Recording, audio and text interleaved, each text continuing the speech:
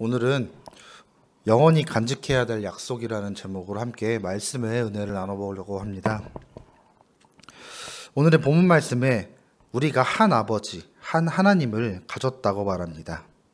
즉, 이스라엘은 한 가족이며 형제라는 이야기입니다. 그럼에도 각 사람이 자기 형제에게 거짓을 행하고 있습니다. 거짓을 행하다는 속이고 약탈한다는 의미를 포함하고 있습니다. 그렇기에 그들은 비열한 방법으로 같은 민족을 속이고 강제적으로 악탈하는 죄악을 행하고 있다는 것을 우리는 말씀을 통해 알 수 있습니다. 이러한 동족 간의 죄악은 조상들의 언약을 어기는 아주 중대한 범죄입니다. 그들은 여기서 더 큰 죄악을 행합니다. 이스라엘과 예루살렘 중에서 가증한 일을 행합니다. 이 가증한 일은 이방신의 딸과 결혼을 한 것입니다. 이것은 마치 우상과 하나님을 동시에 섬기는 것과 같습니다. 이것은 매우 심각한 일이었습니다. 이스라엘은 이방 여인을 극도로 조심했으며 그들과의 결혼이나 혹은 며느리로 드리는 것조차 금지했습니다. 하나님을 섬겨야 할 그들이 우상을 섬기는 이방 여인을 들이무르 인해 하나님을 멀리했기 때문입니다. 결혼은 언약적인 관계입니다. 사람과 사람과의 약속을 훨씬 뛰어넘는다는 의미를 가집니다. 오늘의 말씀은 여호와께서 증인이 되신다고 말하고 있습니다. 마태복음 19장 6절에 보면 예수님은 이제 둘이 아니요 한 몸이니 그러므로 하나님이 짝 지어 주신 것을 사람이 나누지 못할지니라고 못 받고 계십니다. 그러나 그들은 하나님을 전혀 염두에 두고 있지 않았습니다.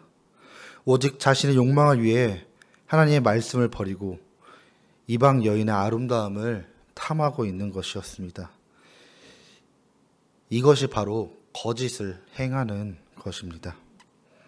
이방 여인에게서는 경건한 자손을 얻을 수가 없습니다.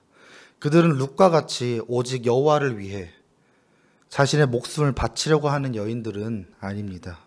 이방 여인들은 하나님을 사랑하지도 않으며 여호와의 율법을 즐거워하지도 않고 배울 의지도 가지고 있지 않았습니다. 그렇게 그녀들에게 유대인들이 경건한 후손을 얻는 것은 불가능했습니다. 이것이 결국 이스라엘의 정체성을 무너뜨리며 신앙을 파괴하는 죄악이 되었습니다. 이스라엘 백성들이 애굽에서 출애굽할 수 있었던 이유는 그들이 그 400년의 길고 긴 시간 동안 애굽에서 살았으나 자신들이 하나님의 백성으로서 살아간다는 그 고유한 정체성을 지키고 있었기 때문에 출애굽이 가능했습니다. 이제는 그것조차 무너지고 있는 안타까운 상황입니다. 그리고 이들은 본처를 버리기 위해 아내에게 죄를 다 뒤집어 씌우고 모함하여 쫓아내는 구실을 만들어냅니다. 하나님께서는 이혼하는 것과 옷으로 학대하는 자를 미워하신다고 말씀하셨습니다.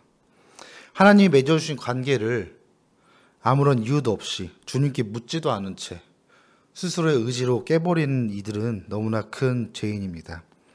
오늘의 본문 13절을 세번역본으로 보면 너희가 잘못한 일이 또 하나 있다.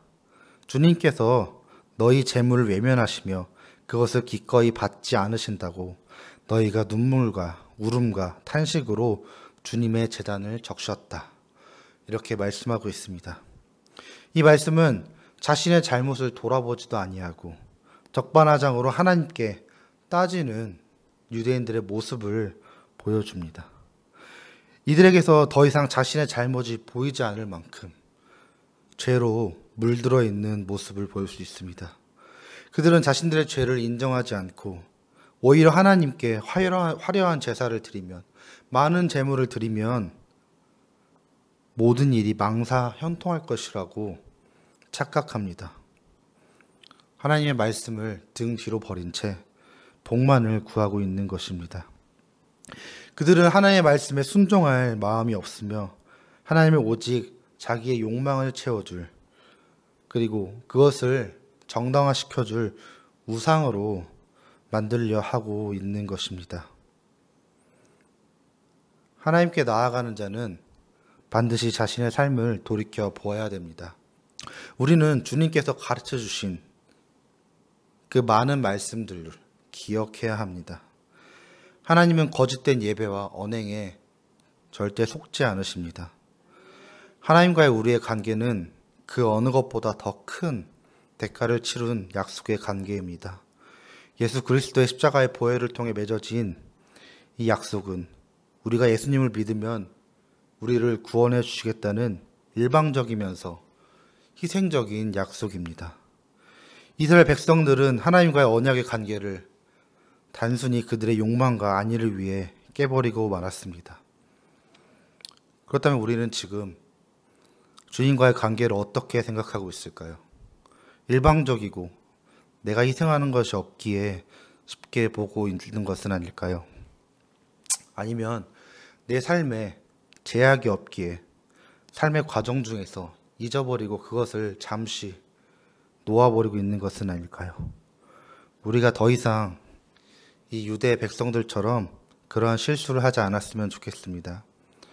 나의 욕망을 위하여서 하나님과 약속을 깨버리지 않기를 원합니다. 나의 잘못을 덮기 위해 회칠한 무덤과도 같은 신앙생활을 멈췄으면 좋겠습니다. 우리가 주님과의 관계를 또한 주님과 함께한 그 약속들을 목숨과 같이 여기며 주님을 만날 그날까지 잘 유지할 수 있는 저와 여러분이 되기를 주님의 이름으로 소망합니다.